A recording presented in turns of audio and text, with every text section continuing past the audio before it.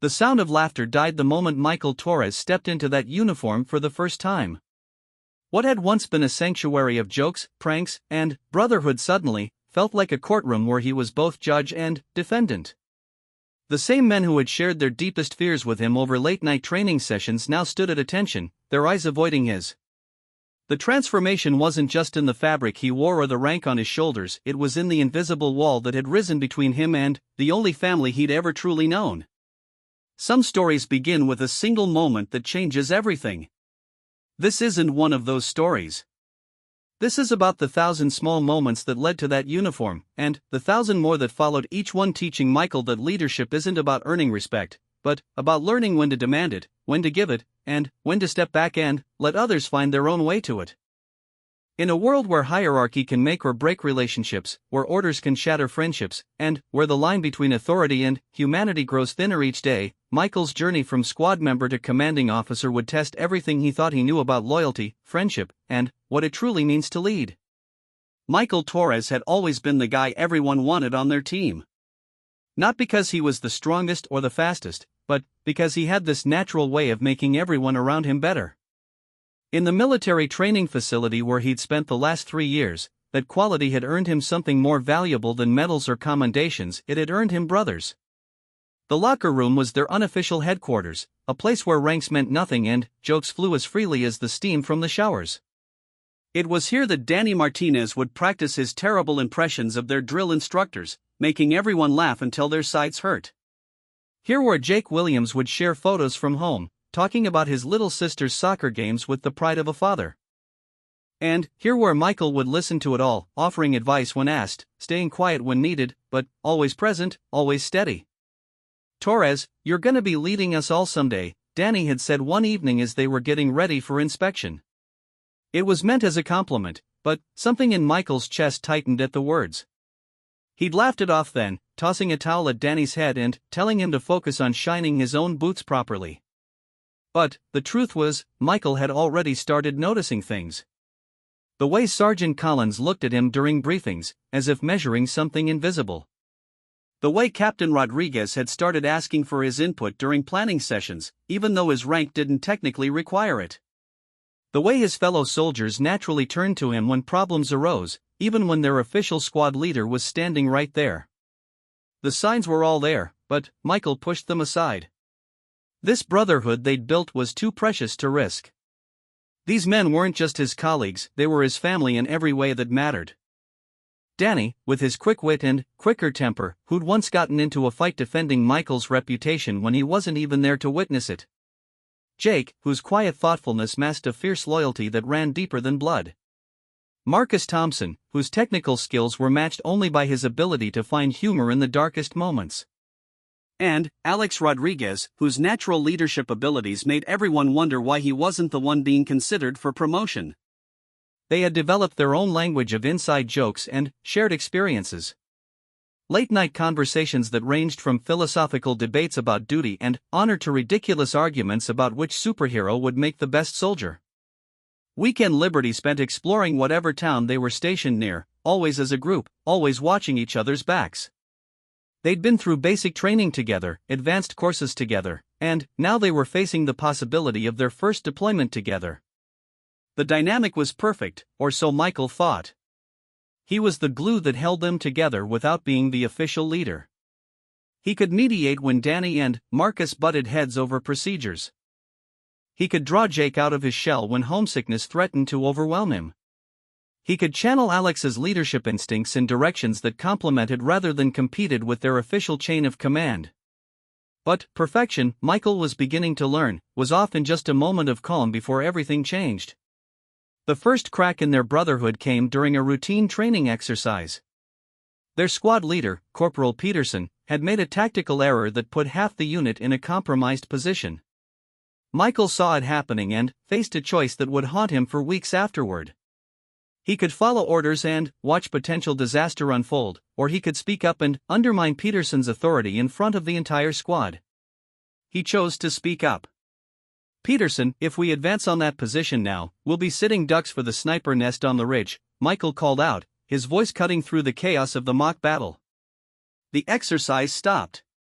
Every eye turned to him, then to Peterson, then back again. The silence stretched until Peterson, his face red with embarrassment and anger, gave the order to adjust their approach. It was the right call. Michael's intervention likely prevented what would have been scored as significant casualties in the exercise. But, in that moment, something fundamental shifted. After the exercise, Peterson pulled Michael aside. "You were right," he said, his voice tight with controlled emotion. "But, next time, you find a way to tell me privately. Undermining authority in front of the troops, even when you're right, sets a dangerous precedent." Michael nodded, but inside he was wrestling with questions that had no easy answers. What if there hadn't been time for a private conversation? What if lives had been at stake? What if being right wasn't enough if you couldn't act on it? His friend's reactions were equally complicated. Danny clapped him on the back, grinning. "Man, the look on Peterson's face when you called that out. Priceless." But Jake seemed more thoughtful, his expression troubled. "You put Peterson in a really tough spot," he said quietly later. "I mean, you were right, but..." The but hung in the air between them, unspoken but understood. Being right wasn't the same as being diplomatic. Being capable wasn't the same as being wise.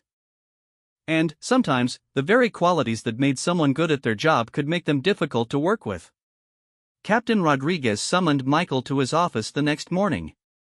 The captain was a career military man who commanded respect through competence rather than intimidation. His office was sparse but organized, every item serving a purpose, much like the man himself. "Sit down, Torres," Rodriguez said, gesturing to the chair across from his desk. "I want to talk to you about yesterday." Michael sat, his back straight, waiting for either praise or reprimand. What he got was something more complex. "You showed good tactical thinking out there," Rodriguez began. "You also showed poor understanding of chain of command. That combination tells me something important about where you are in your development as a soldier." He paused, studying Michael's face. "You're ready for more responsibility than you currently have, but you're not ready for the responsibility that comes with that responsibility. Do you understand the difference?" Michael thought he did, but, he said, "I'm not sure, sir." "The responsibility of leadership isn't just about making the right decisions," Rodriguez explained. "It's about making those decisions in ways that preserve the integrity of the system that allows those decisions to matter. Peterson made a mistake yesterday. You corrected it. But, in doing so, you created a bigger problem. You undermined the chain of command in front of junior personnel." The captain leaned forward. "I'm not criticizing your judgment, Torres. I'm criticizing your method. A good leader finds ways to be right without making others wrong. A great leader finds ways to be right while making others better." As Michael left the captain's office, his mind was spinning. Everything he thought he understood about leadership was being challenged. He'd always believed that doing the right thing was enough, that competence would speak for itself, that good intentions could overcome poor execution. The walk back to the barracks felt longer than usual. His fellow soldiers greeted him normally, but Michael found himself analyzing every interaction differently. When Danny made a joke about the previous day's exercise, was he really just joking, or was there an edge there? When Jake asked about his meeting with the captain, was it genuine concern or something else? That evening in the locker room, the usual easy camaraderie felt forced. Conversations that should have flowed naturally seemed to hit invisible barriers. Michael caught Alex watching him with an expression he couldn't quite read: assessment, maybe, or concern, or something else entirely. "You okay, man?" Marcus asked as they were getting ready for evening formation. "You seem... I don't know. Different." Michael forced a smile. "Just thinking about some stuff," Rodriguez said. "Nothing major." But it was major, and they all knew it. The equilibrium they'd maintained for 3 years was shifting, and none of them knew exactly how to navigate the change. Michael was still their friend, still their teammate, but something indefinable had altered. He was being evaluated for something they weren't, being prepared for something they might not be part of. The realization hit him as he stood in formation that evening, listening to the standard announcements and briefings. Leadership wasn't just about being better at the job, it was about being separated from the people you cared about most. It was about having to make decisions that affected your friends' lives while maintaining the professional distance necessary to make those decisions objectively. As the formation dismissed and they headed back to their quarters, Michael found himself walking slightly apart from the group for the first time in 3 years. Not because he wanted to, but because he suddenly understood that the path he was being offered would require it. Danny noticed and fell back to walk beside him. "Hey, whatever's going on in that head of yours, don't let it mess with what we have here," he said, his usual joking tone replaced by something more serious. "We're brothers, Torres. That doesn't change just because some captain thinks you're leadership material." Michael nodded, but even as he did, he wondered if Danny was right. Could brotherhood survive the transition to leadership? Could friendship withstand the weight of authority? And, if it couldn't, was the price worth paying? That night, as he lay in his bunk listening to the familiar sounds of his squadmates settling in for the night, Danny's quiet humming, Jake's barely audible phone call home, Marcus flipping through a technical manual, Michael realized that everything was about to change. The only question was whether he would have any say in how it happened. 3 weeks after his conversation with Captain Rodriguez, Michael received orders that changed everything. He was being transferred to officer candidate school not immediately, but in 6 months, after he completed specialized leadership training with his current unit. The news should have felt like a victory, but instead it felt like watching a slow-motion collision he was powerless to prevent. The official announcement came during morning formation. Colonel Williams, the base commander, read through a list of personnel changes with the same monotone he used for weather reports. When he reached Michael's name, there was a slight pause, a glance in his direction, and then, the words that would define the next phase of his military career: Specialist Torres has been selected for advanced leadership development and subsequent officer training. Congratulations, Specialist. The formation dissolved into the usual post-announcement chatter, but Michael felt frozen in place. Around him, his friends were reacting with the kind of mixed emotions that come when good news for one person means uncertainty for everyone else. "Holy shit, Torres." Danny was the first to break through the awkwardness, grabbing Michael's arm with genuine excitement. "Officer training. You're gonna be a real brass hat." But even Danny's enthusiasm couldn't mask the underlying tension. Jake's congratulations were warm but subdued. Marcus asked practical questions about timing and logistics that felt like he was trying to calculate exactly when their group dynamic would change forever.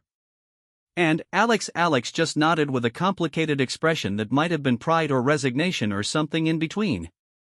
The next few days brought a flood of new responsibilities. Michael was assigned to work directly with Lieutenant Patterson, the unit's executive officer, on training scenarios and personnel evaluations. It was valuable experience, but it also meant spending less time with his squad and more time in briefing rooms and planning sessions. Lieutenant Patterson was a good teacher, patient and thorough, but he also had a way of making Michael see his former perspective from an entirely different angle. During their first one-on-one session, Patterson spread out a series of personnel files across his desk. "I want you to evaluate these soldiers for a hypothetical deployment," Patterson said. "Tell me who you'd want in your unit and why." Michael studied the files carefully. Some contained names he recognized, good soldiers with solid records. Others were strangers, just statistics and performance ratings on paper. He made his selections based on skills, experience, and reliability, explaining his reasoning as he went. Patterson listened without comment until Michael finished, then asked a question that stopped him cold: "What about your current squadmates? Where do they fit in your assessment?" It was then that Michael realized none of his friends' files were among those he'd been given to review. Patterson had deliberately excluded them, forcing Michael to think about personnel decisions without the complication of personal relationships. "That's the challenge you're going to face," Patterson explained. "Every decision you make as a leader will affect people you care about. Sometimes those decisions will benefit them. Sometimes they won't. And sometimes you'll have to make choices that are right for the mission but hard on the people you consider family." The lesson was abstract, but it became concrete sooner than Michael expected. 2 weeks into his leadership training, their unit received orders for a 3-month deployment to a remote training facility. It was a routine assignment, but it would involve specialized roles that required careful personnel selection. Captain Rodriguez called Michael into his office to discuss the deployment roster. "I want your input on squad assignments," Rodriguez said, sliding a preliminary list across his desk. "You know these men better than anyone. Tell me if you see any problems with these groupings." Michael scanned the list and immediately spotted an issue. Danny and Marcus were assigned to the same squad, along with 2 other soldiers known for their short tempers.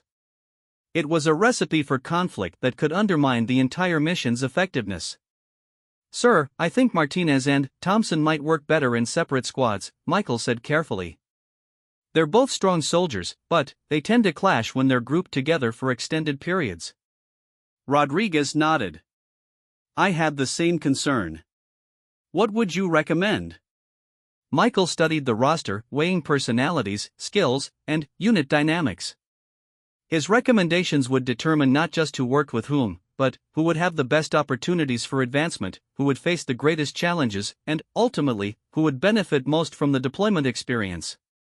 As he made his suggestions, Michael realized he was making decisions about his friends' careers without consulting them, based on information and perspectives they weren't privy to. It felt like a betrayal, even though he knew it was necessary. The hardest part came when Rodriguez asked about Jake. "Williams has been struggling with confidence issues lately," the captain noted. "Do you think he'd benefit from a leadership role on this deployment, or would it be better to give him more time to develop?" Michael thought about Jake's quiet competence, his tendency to second-guess himself, his fierce loyalty to the team. A leadership position could boost his confidence and advance his career. It could also expose weaknesses that might damage his standing with his peers. "He's ready for more responsibility," Michael said finally. "But maybe not formal leadership yet. Could we put him in a position where he'd be mentoring newer soldiers? That might give him the confidence boost without the pressure of command authority." Rodriguez made a note on the roster. "Good thinking. That's exactly the kind of nuanced understanding we need from our future officers." As Michael left the captain's office, he felt the weight of what he'd just done. He'd analyzed his best friend like a piece of equipment, weighing his strengths and weaknesses for optimal deployment. It was the right approach for a leader, but it felt wrong for a friend. The roster was announced the following Monday. Michael watched his friends' faces as they learned their assignments, knowing he'd played a role in determining their fates. Danny seemed pleased with his placement. Marcus accepted his assignment with his usual professionalism. But Jake's reaction was harder to read, a mixture of gratitude for the mentoring role and something that might have been disappointment at not receiving full leadership responsibilities. After the announcement, Alex approached Michael privately. "Can I ask you something?" he said, his tone carefully neutral. They walked to a quiet corner of the training yard, away from the clusters of soldiers discussing their new assignments. "Did Rodriguez ask for your input on the roster?" Alex asked. Michael hesitated. The question wasn't accusatory, but it carried implications he wasn't sure how to handle. Lying would damage their friendship, but the truth might damage their unit dynamics. "He asked for my opinion on some of the assignments," Michael said carefully. Alex nodded slowly. "That's what I figured.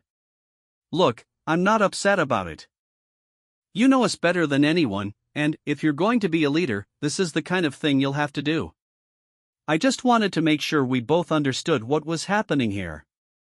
There was a weight to Alex's words that went beyond the immediate situation. He was acknowledging the change in their relationship, accepting it, but also making clear that he understood the implications. "It doesn't change anything between us," Michael said, but even as the words left his mouth, he knew they weren't entirely true. "It changes everything," Alex replied, not unkindly. "But that's okay. We all knew this day would come eventually. You're good at this stuff, Torres. Better than the rest of us, probably better than you realize. Just remember who your friends are when you're making these decisions." That evening, the usual locker room gathering felt different. The easy familiarity was still there, but underneath it was a new awareness of hierarchy and position. When Danny made jokes about their upcoming deployment, Michael found himself thinking about operational security. When Marcus complained about equipment assignments, Michael caught himself evaluating the validity of the complaint rather than simply commiserating. Jake seemed to sense the change most acutely. During a quiet moment while the others were engaged in their usual banter, he approached Michael with a question that cut straight to the heart of the issue. "Are you still one of us?" he asked simply. The question hung in the air between them, loaded with years of shared experience and an uncertain future. Michael wanted to answer immediately, to reassure his friend that nothing fundamental had changed, but the words wouldn't come. Because the truth was complicated. He was still their friend, still cared about them deeply, still wanted what was best for each of them. But he was also beginning to see them through different eyes, to understand their strengths and weaknesses in ways that would influence decisions they might never know he was making. "I'm still me," Michael said finally. "But I'm also becoming something else. I don't know yet what that means for all of us." Jake nodded with the kind of understanding that comes from genuine friendship. "Just don't forget where you came from when you get where you're going." The deployment preparations continued over the following weeks, and, with each passing day, Michael felt the subtle shift in his relationships becoming more pronounced. His friends still included him in their conversations and activities, but there was a new filter to their interactions. Casual complaints about leadership became more measured when he was around. Discussions about future plans seemed to acknowledge that his path was diverging from theirs. The most painful moment came during their last weekend before deployment. The five of them had planned a night out, their traditional pre-deployment celebration. But, during dinner, Danny made an offhand comment about kissing up to the brass, and, while it wasn't directed at Michael, the silence that followed made it clear that everyone was thinking about his recent proximity to the officer corps. "Sorry, man," Danny said quickly. "That wasn't aimed at you." "I know," Michael replied, but the moment crystallized something he'd been trying to avoid acknowledging. His friends were beginning to see him differently, not just as someone preparing for leadership, but as someone who was already separate from them in ways that mattered. The evening continued, but the easy camaraderie they'd always shared felt forced, like actors playing roles they'd outgrown. They were still friends, still cared about each other, but they were also beginning to prepare for a future where those friendships would be complicated by rank, responsibility, and the inevitable distance that comes with authority. As they walked back to base that night, Michael found himself slightly ahead of the group again, not by choice but by some unconscious adjustment in their formation. Behind him, he could hear his friends talking and laughing, but he was no longer fully part of the conversation. Lieutenant Patterson's words echoed in his mind: "Every decision you make as a leader will affect people you care about." What Patterson hadn't mentioned was that preparing to make those decisions would change the relationships themselves, that the weight of future responsibility would alter present dynamics in ways that couldn't be undone. Looking back at his friends, Michael realized that this deployment would be more than just a training exercise. It would be the first real test of whether the bonds they'd forged as equals could survive the transformation of one of them into something different, something more, but also something necessarily apart. The deployment to Camp Meridian began exactly as Michael had expected, with careful distance and professional courtesy from his friends. What he hadn't expected was how quickly that distance would become necessary rather than awkward. The remote training facility was designed to simulate forward operating conditions, complete with limited resources, communication blackouts, and scenarios that tested both individual skills and unit cohesion.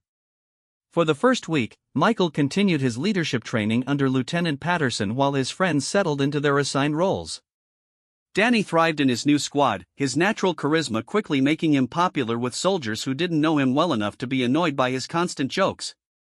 Marcus excelled at his technical assignments, earning praise from senior NCOs who rarely gave compliments. Jake, as Michael had hoped, found confidence in his mentoring role, helping newer soldiers adapt to the challenging environment. Alex, however, was struggling. It started with small things: missed deadlines on routine reports, equipment that wasn't properly maintained, a general sense that his attention was elsewhere. Lieutenant Patterson noticed it first and mentioned it to Michael during one of their weekly reviews. "Rodriguez is a good soldier," Patterson said, reviewing performance reports. But he seems distracted lately. Any insight into what might be affecting his focus? Michael knew exactly what was affecting Alex's focus. His friend was dealing with the realization that despite his natural leadership abilities, he hadn't been selected for officer training. Instead, he was watching his peer, his friend, receive opportunities that he believed he deserved equally. He's probably adjusting to the new environment, Michael said diplomatically. Alex has always been someone who needs time to process changes. Patterson studied him for a moment. Torres, I'm going to give you some advice that might save you years of leadership mistakes. When you know something is affecting a soldier's performance, and you have the relationship and insight to help address it, staying diplomatically neutral isn't kindness, it's negligence.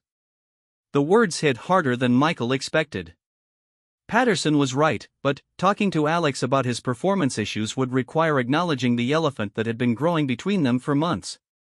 That evening, Michael found Alex alone in the communications tent, ostensibly checking equipment but clearly just needing space away from the others. The conversation that followed would fundamentally change their friendship. Want to talk about what's going on? Michael asked, settling onto a crate across from Alex. Alex didn't look up from the radio he was unnecessarily adjusting. Nothing's going on. Just doing my job. Alex, we've been friends for 3 years. I can tell when something's eating at you. Finally, Alex set down his tools and looked directly at Michael. You want to know what's eating at me? Fine. I've been thinking about that night 6 months ago when we all talked about our 5-year plans. Remember what you said? Michael remembered. They'd all shared their hopes for their military careers, their dreams of advancement and achievement. Michael had talked about maybe pursuing leadership opportunities someday, but making it clear that he valued their brotherhood more than any promotion. You said you weren't interested in being an officer, Alex continued. You said you'd rather stay enlisted and keep working with the people you cared about. You made it sound like wanting more than that was somehow selling out. The accusation hung between them. Michael had said those things, and he'd meant them at the time. But circumstances had changed, opportunities had presented themselves, and he'd taken them. I wasn't lying, Michael said carefully. At the time, that's how I felt. But you changed your mind pretty quickly when Rodriguez started paying attention to you, Alex shot back. And the thing is, I don't even blame you for taking the opportunity. What bothers me is that you never once acknowledged that some of us might want the same opportunities. Alex stood up, his frustration finally boiling over. Do you know how many times I've watched you in briefings, seen the way officers listen to your ideas, watched you make suggestions that get implemented? Do you know how many times I've wanted to say I could do that too but couldn't because it would sound like sour grapes? Michael felt something shift inside him, not anger, but a recognition of how blind he'd been to his friend's perspective. Why didn't you apply for officer training yourself? Because by the time I realized I wanted to, you were already being groomed for it, Alex said. There's only so many slots available, Torres. We both know that. And, once you were being mentored by Patterson and getting FaceTime with Rodriguez, the rest of us became background noise. The truth of it was undeniable. Michael had received opportunities that weren't equally available to his friends, and he'd accepted them without considering how that might affect the group dynamic. You're right, Michael said simply. I should have talked to you about this earlier. I should have been more aware of how my path was affecting everyone else's opportunities. Alex sat back down, some of the tension leaving his shoulders. I'm not trying to make you feel guilty, man. You earned those opportunities. But I need you to understand that from where I'm sitting, it looks like you got ahead by being everyone's friend, and now that you're ahead, you don't need the friendships the same way. The conversation continued for another hour, covering years of unspoken resentments and misunderstandings. By the end, they'd reached a kind of peace, but it was different from their old friendship. It was more honest but less comfortable, built on acknowledgement of their different paths rather than the assumption that those paths would always align. The next morning brought a crisis that would test everything Michael had learned about leadership. During a routine training exercise, Jake was injured when a piece of equipment malfunctioned. It wasn't life-threatening, but it required immediate medical attention and evacuation to the main base hospital. Lieutenant Patterson was off base for meetings, leaving Michael as the senior authority figure present. The decisions he made in the next few hours would affect not just Jake's recovery, but the mission timeline, resource allocation, and unit morale. The first decision was easy: get Jake the medical attention he needed. Michael coordinated the evacuation helicopter and ensured that Jake was stable and properly cared for. But the subsequent decisions were more complex. The unit was scheduled to begin a critical phase of training the next day, one that required full personnel complement. Jake's absence meant they were short-handed in a key technical role. Michael could delay the exercise, potentially affecting the entire deployment schedule, or he could redistribute responsibilities among the remaining team members. Danny volunteered to take on Jake's duties in addition to his own, but Michael knew that would overburden him and potentially compromise safety. Marcus could handle the technical aspects but was already stretched thin with his own assignments. Alex had the skills and the bandwidth, but taking on Jake's role would mean stepping away from his current responsibilities. The decision should have been purely tactical, based on capabilities and resource management. But Michael found himself thinking about his conversation with Alex the night before, about opportunities and advancement and the way leadership decisions affected individual careers. Giving Alex Jake's responsibilities would be beneficial for Alex professionally. It would showcase his versatility and leadership potential. But it would also look like favoritism, especially after their recent conversation. Not giving him the opportunity would be the safer choice professionally, but it might reinforce Alex's feeling that friendship no longer brought mutual benefit. In the end, Michael made the decision based purely on mission requirements. Alex was the best choice for Jake's role, regardless of their personal relationship. But he made sure to document his reasoning clearly and to discuss the decision with the remaining team members before implementing it. The next week tested all of them in ways they hadn't anticipated. Without Jake's steady presence, the group dynamic shifted. Danny's jokes seemed forced without Jake there to appreciate them.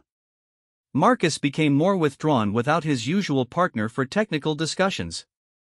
And Alex, while performing excellently in his expanded role, seemed to be holding himself apart from the others. Michael found himself managing not just the tactical aspects of their training, but the emotional landscape of a group dealing with change, stress, and uncertainty. It was exhausting in ways that pure military training had never been. The real test came when they received word that Jake's injury was more serious than initially thought. He would need surgery and an extended recovery period that would keep him off active duty for at least 6 months. The news hit the team hard, but it hit Michael differently than it hit the others. While his friends processed the news as a personal loss, Michael found himself immediately thinking about personnel replacement, mission continuity, and the administrative steps that would need to be taken. The realization that his first instinct was tactical rather than emotional was both disturbing and illuminating. That night, Danny confronted him about it. "You seemed pretty calm when we got the news about Jake," he said, his usual joking tone replaced by something sharper. "I'm worried about him too," Michael replied. "Are you?" "Because it looked like you were already figuring out how to replace him." The accusation was fair and unfair at the same time. Michael was concerned about Jake as a friend, but he was also responsible for mission success. The ability to think tactically in emotional situations was supposed to be a leadership strength, but it felt like a personal failure. "I have to think about both," Michael said finally. "Worrying about Jake doesn't help him get better. Making sure the mission continues honors his work while he recovers." "That sounds like something an officer would say," Danny replied, and walked away. The comment stayed with Michael for the rest of the deployment. His friends weren't wrong to notice that he was changing, but they also couldn't fully understand the pressures that were driving those changes. He was caught between two worlds, still enough of a peer to understand their perspectives, but enough of a leader to see beyond them. The final week of deployment brought both resolution and new questions. Jake's surgery was successful, and he was expected to make a full recovery. The unit completed their training objectives despite the personnel challenges. And Michael received official confirmation of his acceptance to officer candidate school. As they prepared to return to their home base, Alex approached him one last time. "I've been thinking about our conversation," Alex said. "I want you to know that I understand now why you got selected for officer training and I didn't. It's not just about leadership potential. It's about being able to carry the weight of being responsible for other people's lives and careers. I'm not sure I'm ready for that yet." It was a generous acknowledgement, but it also highlighted the isolation that came with leadership responsibility. Michael's friends could choose when to engage with the difficult aspects of command decisions. He was beginning to realize that he wouldn't have that luxury. The flight home was quiet. Danny slept most of the way. Marcus read technical manuals. Alex stared out the window. And Michael found himself thinking about the uniform he would soon wear, the rank he would carry, and the distance it would create between him and the people who had shaped him into someone worthy of that responsibility. The deployment had taught him that leadership wasn't just about making good decisions, it was about being willing to carry the full weight of those decisions alone, even when they affected the people you cared about most. It was a lesson that would serve him well in the challenges ahead, but it was also one that would change him in ways he was only beginning to understand. Officer Candidate School transformed Michael in ways that went far beyond military training. 12 weeks of intensive instruction in leadership, tactics, military law, and personnel management stripped away many of his assumptions about command and rebuilt them from the ground up. When he graduated and received his commission as a second lieutenant, he understood intellectually that he was a different person than the specialist Torres who had entered the program. But understanding it intellectually and experiencing it emotionally were vastly different things. The first shock came when he returned to his home base for his new assignment. He would be serving as a platoon leader in the same unit where he'd spent 3 years as an enlisted soldier, but everything had changed. The barracks he'd called home were now off limits except for official business. The NCO club where he'd spent countless evenings was replaced by the officers' club, where conversation focused on budgets and personnel evaluations rather than weekend plans and shared complaints about military bureaucracy. But the most jarring change was his first encounter with his old friends after returning from OCS. He'd arranged to meet them at their usual spot off base, hoping to reconnect and ease back into their friendship despite his new rank. What happened instead was a masterclass in how quickly relationships can shift when the fundamental balance of power changes. Danny was the first to see him approach, and his reaction set the tone for the entire evening. "Well, look who it is," he said, standing up with exaggerated formality. "Should we stand at attention, Lieutenant Torres?" The words were meant as a joke, but the edge in Danny's voice suggested deeper feelings. The others, Marcus, Alex, and, surprisingly, Jake, who had returned from medical leave the week before, all looked up with expressions that mixed genuine happiness at seeing him with uncertainty about how to interact with him now. "Come on, guys," Michael said, settling into his usual seat. "It's still me. The rank doesn't change anything between us. Doesn't it?" Alex asked quietly. It was the same question Jake had asked months before, but now it carried additional weight. They all knew the answer, even if none of them wanted to say it directly. The evening proceeded awkwardly, with conversations that kept hitting invisible barriers. When Marcus complained about their new squad leader, everyone looked at Michael expectantly, as if he should or could do something about it. When Danny made a joke about officers in general, he quickly added, "present company excluded, of course," which somehow made it worse than if he'd just let the comment stand. Jake, who had always been the most emotionally intelligent of the group, finally addressed the elephant in the room. "We're all dancing around this, but we need to talk about it. Mike, you're not just our friend anymore. You're also an officer. We can't pretend that doesn't complicate things." Michael wanted to argue, to insist that their friendship transcended military hierarchy, but Jake was right. Even in this casual setting, he found himself thinking like an officer, noting Marcus's complaint for potential follow-up, analyzing Danny's jokes for signs of deeper morale issues, evaluating Jake's recovery and readiness for full duty. "You're right," Michael said finally. "But I hope we can figure out how to navigate it. You guys mean too much to me to just walk away from our friendship." "Nobody's walking away," Alex assured him. "But we all need to acknowledge that things are different now. You've got responsibilities that we don't, and information that we don't, and authority that we don't. That's going to affect how we relate to each other." The evening ended earlier than their gatherings usually did, with promises to stay in touch and an unspoken understanding that future meetings would be rarer and more carefully managed. As Michael drove back to his new quarters in the officers' housing area, he felt the weight of isolation that would become his constant companion. His first week as a platoon leader brought practical lessons in how rank affected every aspect of his daily interactions. The soldiers in his platoon, none of whom he'd served with before, treated him with the careful respect reserved for new authority figures. They were professional and responsive, but there was a distance there that he hadn't experienced as an enlisted soldier. Even more challenging were his interactions with the NCOs who would be his primary partners in leading the platoon. Staff Sergeant Morrison, his platoon sergeant, was a career soldier with 15 years of experience who had worked with dozens of second lieutenants over the years.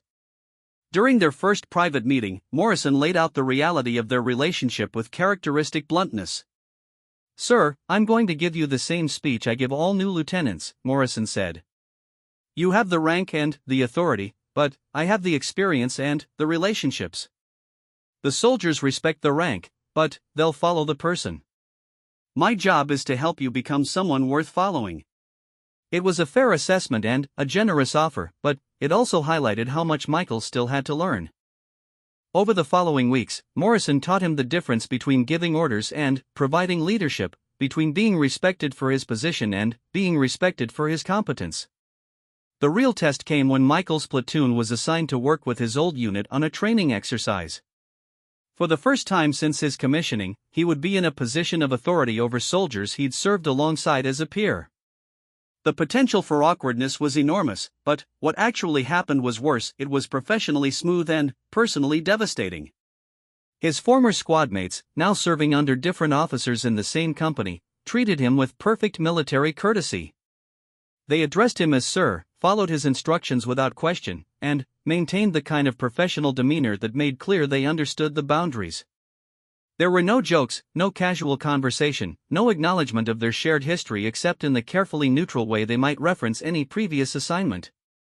Danny, in particular, seemed to have mastered the art of professional distance. When Michael gave his squad an assignment during the exercise, Danny responded with crisp efficiency, "Yes, sir. We'll have that completed by 1400 hours." The tone was respectful but impersonal, as if they were complete strangers rather than friends who had shared 3 years of experiences. It should have felt like a victory. His friends were demonstrating their professionalism and making his job easier by not putting him in the awkward position of managing personal relationships during official duties. Instead, it felt like a funeral for the friendship they'd once shared. The exercise concluded successfully, but afterward, when the soldiers were dismissed for liberty, Michael found himself hoping one of his old friends would approach him.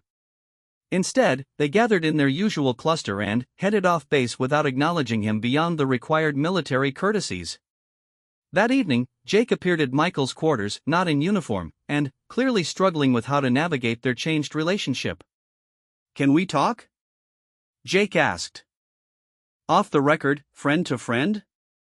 Michael invited him in, grateful for any opportunity to reconnect with his old friendship group, but the conversation that followed illustrated just how complicated their new dynamic had become.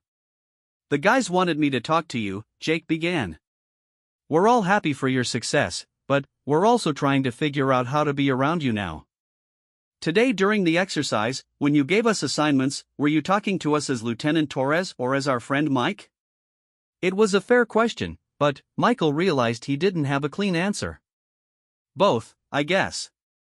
I'm still your friend, but I also have a job to do." Jake nodded thoughtfully. "That's what we figured, and that's the problem. When you're wearing the uniform and giving orders, we can't respond to you as Mike. We have to respond to you as Lieutenant Torres. But we're never sure when you're wearing the uniform, metaphorically speaking." The insight was painful because it was accurate. Michael had been trying to maintain their friendship while establishing his authority as an officer, but those two goals were fundamentally incompatible in many situations. "What do you want from me?" Michael asked. "Clarity," Jake replied. "If we're friends, then we need times and places where we can be friends without the rank getting in the way. If we're not friends anymore, if the job makes that too complicated, then we need to accept that and move on. But this middle ground where we're pretending everything is the same when it obviously isn't, that's not working for anyone. Jake's visit forced Michael to confront a truth he'd been avoiding. His promotion had fundamentally altered every relationship from his previous life. Not because his friends resented his success, but because the responsibilities of leadership created inherent conflicts with the easy equality that friendship required. The next few months brought a series of incidents that illustrated these conflicts. When Marcus received a negative performance evaluation from his new squad leader, he asked Michael to intervene, not as a friend doing a favor, but as an officer who might have influence. When Danny got into disciplinary trouble for a minor infraction, other soldiers in the unit watched to see if Michael's personal relationship would affect the way the incident was handled. Most painfully, when their old squad leader, Corporal Peterson, was passed over for promotion to sergeant, he approached Michael with barely concealed bitterness. "Funny how things work out," Peterson said. 3 years ago, you were questioning my decisions in front of my soldiers. Now you're an officer and I'm still stuck at the same rank." The comment was unfair. Peterson's career struggles had nothing to do with Michael's advancement, but it highlighted how his promotion was being interpreted by some as a judgment on others' worth. Michael was succeeding in ways that made other people's lack of advancement more visible and painful. 6 months into his tenure as a platoon leader, Michael received orders for his next assignment. He would be taking over as company executive officer, second in command of the unit where he'd started his military career.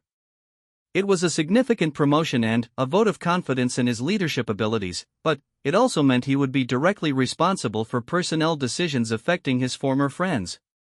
The night before the assignment change was announced, Alex visited him for the first time since he'd been commissioned. Their conversation was different from Jake's earlier visit, less emotional, more practical, but equally illuminating. "I wanted to talk to you before you take over as XO, Alex said. "I'm putting in for a transfer." Michael was surprised. Alex was a good soldier with a solid record, and transfers weren't easy to arrange. "Why? Is there a problem with your current assignment?" "The problem is that I can't serve effectively in a unit where my former peer is now my superior officer," Alex said bluntly. "It's not about resentment or jealousy. It's about the fact that our history makes it impossible for both of us to do our jobs properly." Alex went on to explain that other soldiers in the unit were constantly watching their interactions for signs of favoritism or bias. His own squad members questioned whether assignments were based on merit or friendship. And Alex himself found it difficult to maintain the proper respect for authority when that authority belonged to someone he'd once debated as an equal. "I'm not angry about your success," Alex continued. "But I can't pretend that your promotion doesn't affect my ability to do my job. A transfer is the best solution for both of us." The conversation ended with an acknowledgement that their friendship, while not ending, was entering a kind of suspension. They would always share the bond of their early military experiences, but they could no longer be active participants in each other's daily lives. A week later, when Michael put on his uniform for his first day as company executive officer, he understood in a way he never had before why the laughter had died in that locker room. The uniform didn't just represent authority, it represented separation. It meant being responsible for people he could no longer simply be friends with, making decisions that would affect lives without the comfort of shared perspectives, carrying burdens that couldn't be shared even with those who cared about him most. Standing in front of the mirror that morning, adjusting the rank insignia that marked him as someone in command, Michael realized that leadership wasn't about earning respect or proving competence. It was about accepting the isolation that came with responsibility and finding ways to lead effectively despite, or perhaps because of, that loneliness. The young man who had once been everyone's favorite teammate was gone, replaced by someone who would have to earn respect through different means and maintain relationships across barriers that couldn't be crossed. It was a necessary transformation, but as he prepared to face his first day in the new role, Michael wondered if the price of leadership was always this high, and whether the person he was becoming was worth the loss of the person he had been. 2 years later, Lieutenant Torres, now promoted to first lieutenant, stood in the same locker room where his transformation had begun, but this time he wasn't changing into his uniform. He was helping to clean it out after the unit's decommissioning, preparing for the soldiers' transfers to new assignments. The space that had once echoed with laughter now held only the quiet efficiency of men packing up years of shared memories. The irony wasn't lost on him.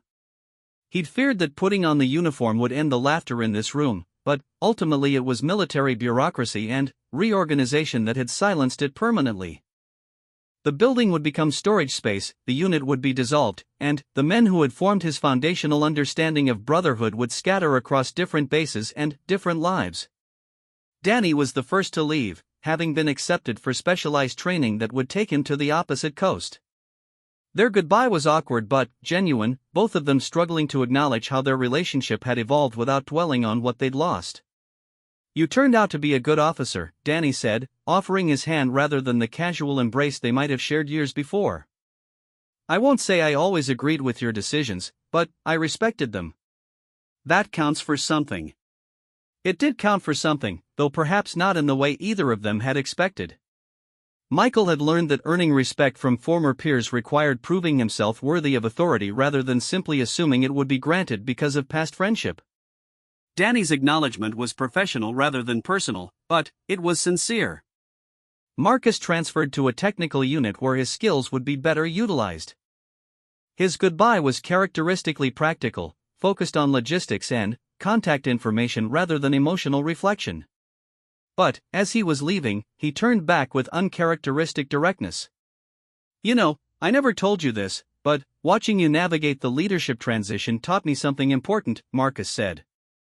"I used to think the hardest part of being promoted would be learning new responsibilities. But it's actually letting go of old relationships while building new ones. You handled that better than most people would have." Jake's departure was the most difficult. His injury had ultimately led to a medical discharge, and he was transitioning to civilian life with a mixture of relief and uncertainty. Their final conversation took place in a coffee shop off base, the first time they'd met in civilian clothes since Michael's commission. "Do you ever regret it?" Jake asked. "Taking the commission, I mean. Giving up what we had for what you have now?" Michael had asked himself the same question countless times over the past 2 years. The honest answer was complicated. "I regret how it happened," he said finally. "I wish I'd been smarter about managing the transition, more aware of how it would affect everyone. But I don't regret the choice itself.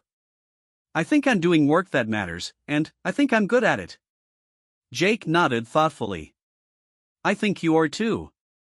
And I think our friendship is probably stronger now than it was before, even though we see each other less. When we were serving together, there was always this underlying competition, this sense that we were all fighting for the same opportunities. Now that you've found your path and I've found mine, we can just be happy for each other's success." It was a mature perspective, and one that gave Michael hope for maintaining meaningful relationships despite the changes in his life. Jake was right, their friendship had evolved rather than ended. It was different, more intentional, less casual, but perhaps more authentic because it was based on choice rather than circumstance. Alex's transfer had come 6 months earlier, and they'd had only limited contact since then. But he'd sent a letter when he heard about the unit decommissioning, and his words had stayed with Michael: "Leadership is lonely, but it doesn't have to be isolating. The key is learning when to be Lieutenant Torres and when to be Mike, and making sure both versions of yourself get what they need." The insight had proven crucial in Michael's development as an officer. He'd learned to compartmentalize his roles, creating space for authentic relationships outside of his professional responsibilities while maintaining appropriate boundaries within them. It wasn't the easy camaraderie he'd once known, but it was sustainable in ways that his earlier attempts at friendship plus authority had not been. His relationship with Staff Sergeant Morrison had evolved into something Michael hadn't expected: a mentorship that went both ways.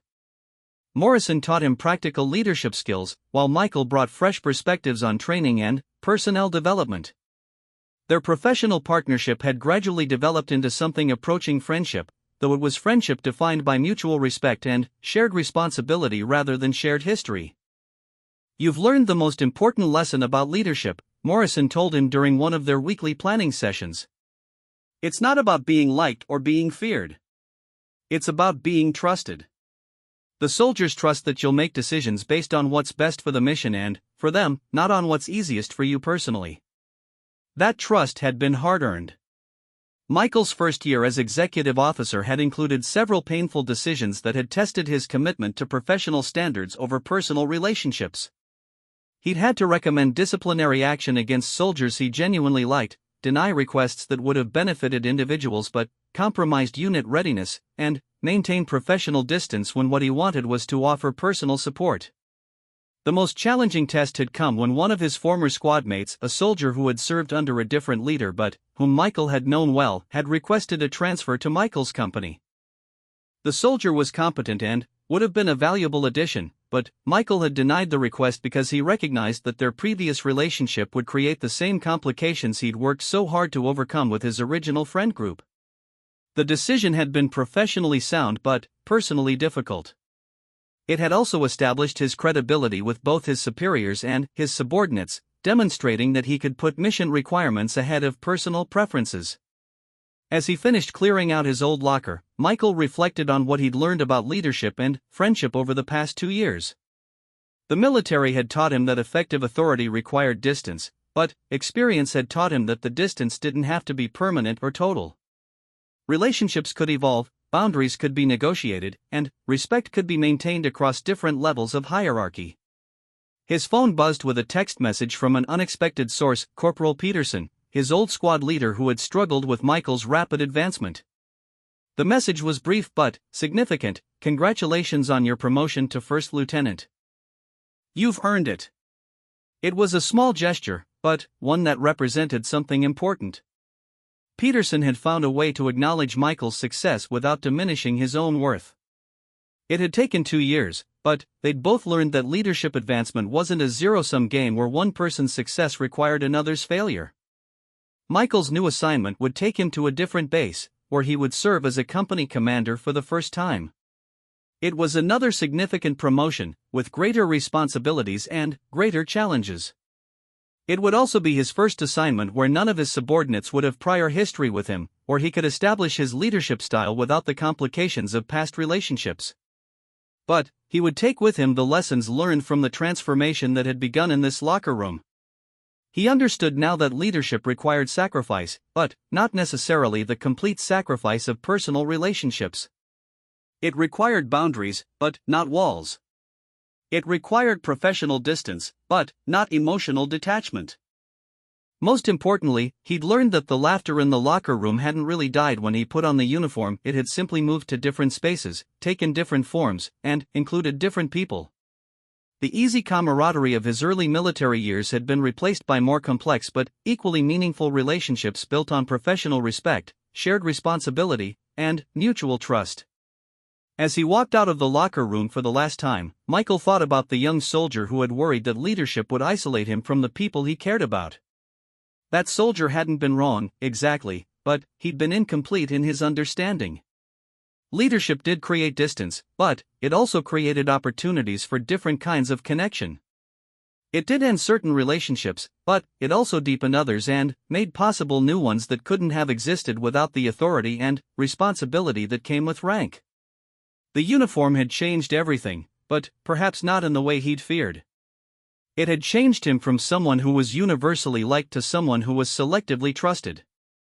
It had changed his friendships from casual partnerships to intentional connections. And it had changed his understanding of what it meant to be responsible for other people's welfare and development. Standing outside the building that had housed so many formative experiences, Michael realized that the transformation was ongoing. Each new assignment would bring new challenges, new relationships to navigate, new lessons about the balance between authority and humanity. The young man who had feared losing his friends to his ambitions had become someone who understood that the best leaders don't choose between professional success and personal connection, they find ways to honor both. His phone buzzed again, this time with a message from Jake. "Heard about your promotion to company commander. Remember us little people when you're a general." Michael smiled as he typed his response. "I'll try to fit you into my busy schedule of important meetings and golf games." It was the kind of easy banter they'd shared years before, but now it carried the weight of mutual respect and the distance of different life paths. It was friendship evolved rather than friendship lost, and that evolution had made both of them better people. As he drove away from the base for the last time, Michael thought about the soldiers he would soon be responsible for leading. They would be strangers at first, but over time some might become friends, others might become mentors, and all would become part of his ongoing education in the complex art of leadership. The uniform he wore represented authority, but the man inside it had learned that true leadership came from understanding when to exercise that authority and when to simply be present as one human being supporting another.